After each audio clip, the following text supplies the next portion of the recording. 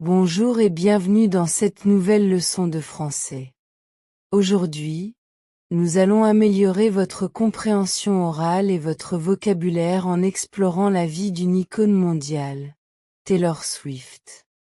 Nous allons lire sa biographie en français, suivie de la traduction en anglais. Prenez un carnet, notez les mots nouveaux et écoutez bien la prononciation. Commençons ce voyage musical. Taylor Allison Swift est née le 13 décembre 1989, à Reading, en Pennsylvanie, aux États-Unis. Elle a grandi sur une ferme de sapins de Noël. Son père travaillait dans la finance et sa mère était ancienne chanteuse d'opéra. Très jeune, Taylor a montré un intérêt pour la musique et le théâtre. À l'âge de 10 ans, elle a commencé à écrire ses propres chansons et à apprendre la guitare. Elle passait ses étés à Nashville, le cœur de la musique country, pour rêver de sa future carrière. Pour poursuivre son rêve, la famille a pris une grande décision. Quand Taylor avait 14 ans, ils ont déménagé à Nashville, dans le Tennessee. C'était un risque énorme pour sa famille. Cependant, son talent était évident. Elle a signé un contrat avec un label de musique country. En 2006, elle a sorti son premier album, simplement titré Taylor Swift. La chanson Tim McGraw est devenue son premier succès. Elle était connue pour écrire ses propres textes, ce qui est rare pour une adolescente à cette époque. Au fil des années, Taylor Swift a évolué. Elle a commencé avec la musique country, mais elle voulait explorer d'autres genres.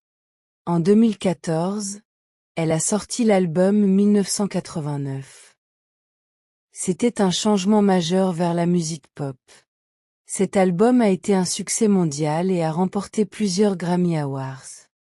Plus tard, avec les albums Réputation et Lover, elle a expérimenté des sons plus sombres et plus romantiques.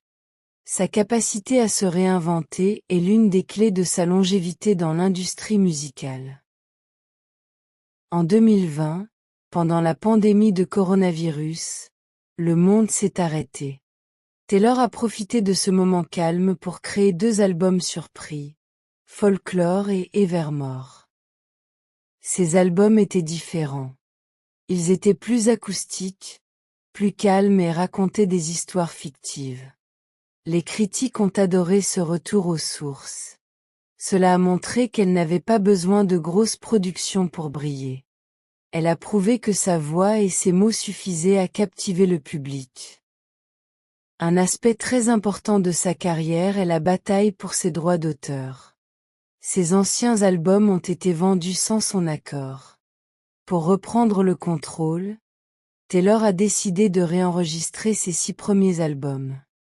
Elle a ajouté Taylor's version au titre. C'est un mouvement historique dans l'industrie musicale.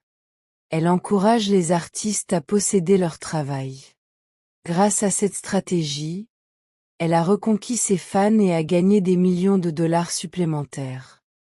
C'est une leçon de business et de courage. Aujourd'hui, Taylor Swift est l'une des artistes les plus riches et les plus influentes au monde. Sa tournée actuelle, Eras Tour, est un phénomène culturel. Les stades sont complets à travers le monde. Les fans échangent des bracelets d'amitié lors des concerts. Au-delà de la musique, elle inspire des millions de personnes à écrire, à créer et à se battre pour leurs droits. Merci d'avoir écouté cette biographie en français.